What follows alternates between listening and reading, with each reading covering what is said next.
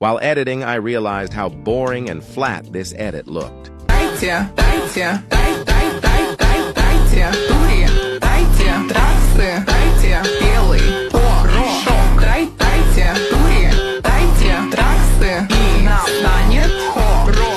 Good thing my grandma taught me these tricks. Okay, the first step in the first and second clips I gave Smoke an animation of entering. After that, in the third clip, I froze it and moved the frozen result to the overlay and adjusted the duration to 1.5. After that, in the overlay I select mask, then select rectangle and I adjust it like this. Then I copy this overlay and I put it below it into 3 parts like this. After that, I added an unfold animation to the 3 overlays. Then in the top overlay, I select mask, then select rectangle, and I adjust the position to size 500. And in the bottom overlay, I adjusted the position to 500. After that, in the second and third overlays, I adjusted the length to this length. Then in the third clip, I froze it, and I moved to overlay, and I adjusted the duration to 0.4. After that, I removed the background and I gave the back and front keyframe points, and I moved the front one down and I gave it a cubic outgraph. Then in this third clip, I gave an animation of smoke entering.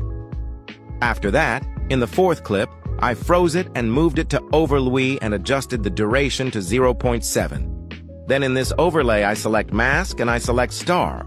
Then I gave the back and front keyframe points, and I enlarged the back, like this.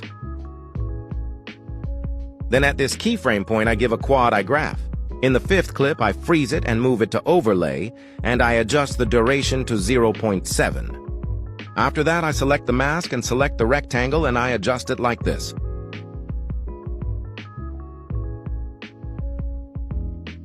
After that, in the next clip, do the same thing as in clips 4 and 5.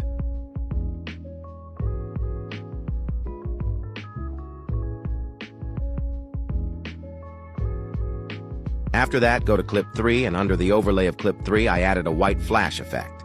Then in the effect, I gave the object to overlay, and I adjusted the length of the effect to this. After that, I copied it, and I put it under the next overlay until the end. Then between the third and fourth clips below, I inserted the video vibration flash effect, and I adjusted it like this.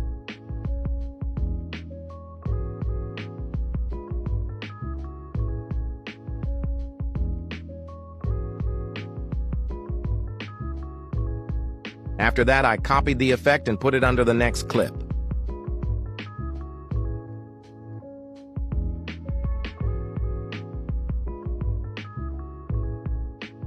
Then go back to clip 3, and in this clip 3, I give the front and back keyframe points, and I enlarge the back one to a size of 135, and I give it a flow graph too. After that, in the next clip, do the same thing as in the third clip.